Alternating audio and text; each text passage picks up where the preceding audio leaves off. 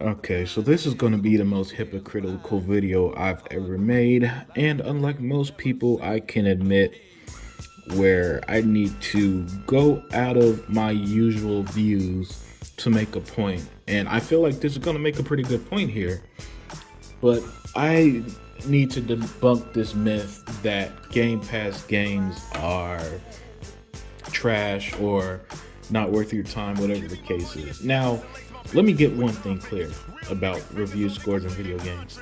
My opinion will always be play what you like.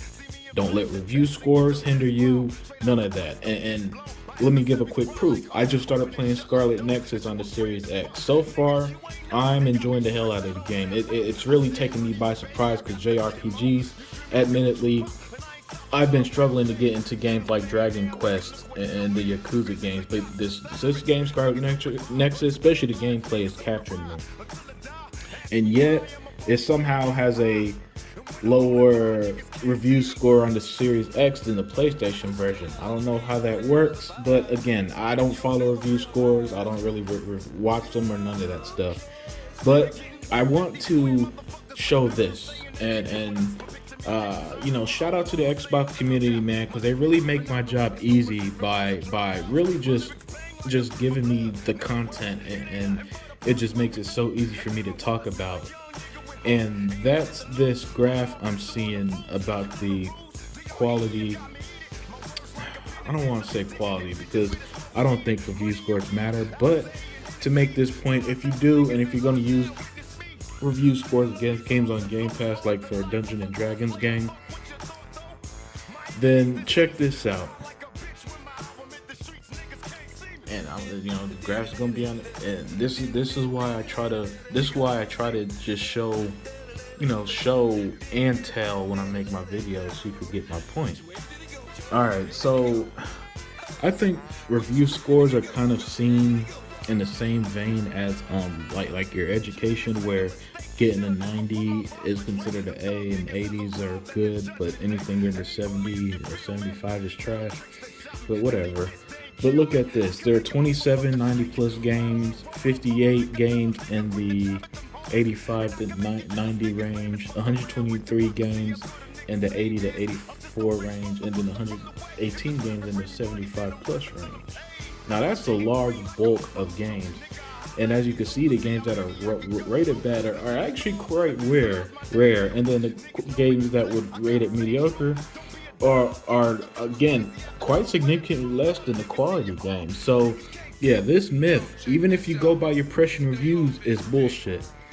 Now that I got that part out the way, the value of Game Pass is unmatched. And shout out to Forbes and other sites that was reporting this on how this Xbox is going to take over due to Game Pass, because at this point, when the same games are releasing day one on Game Pass but are $70 on the PS5, you can't justify that anymore. That's why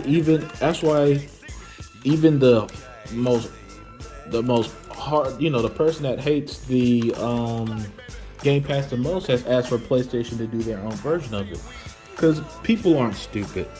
The people who try to say things like Xbox games are worthless because it's on Game Pass and so, they knew deep in the back of their mind that having all these games affordable just by a $15 or $10 a month service is unreal. It's the best value in gaming, and then you could buy all the games as well, so you're not locked out of owning them.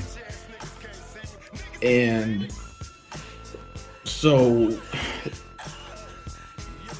yeah, as we saw with E3, all games except for 3 are day one on Game Pass. So games like Hades, which I believe was the Game of the Year contender last year, games like Forza Horizon 5 and Halo Infinite and Starfield, Redfall, they're all day one.